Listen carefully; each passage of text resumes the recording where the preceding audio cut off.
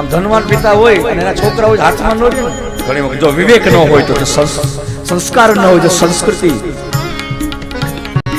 ન હોય તો આ થાય. એટલે જ આપણા મહાપુરુષ વિવેક જરૂરી છે સાહેબ. ત્યાં સત્સંગ જરૂર પડે બેલેન્સ રાખવા માટે, નકર છકી જવાય. એટલે એક તો શ્રીમંત પિતા કુબેર અને એમાંય મોટી પોસ્ટ મળી એટલે મોટું પદ મળ્યું. ભગવાન શંકરે એને અનુચર બનાવ્યા, પોતાના અનુચર બનાવ્યા એટલે મોટી પોસ્ટ મળી ગઈ. એટલે અહંકાર વધ્યો. સંપત્તિ આવે અને સંપત્તિની સાથે જો સત્તા આવી જાય તો અહંકાર વધવાના ચાન્સીસ વધી જાય છે સાહેબ.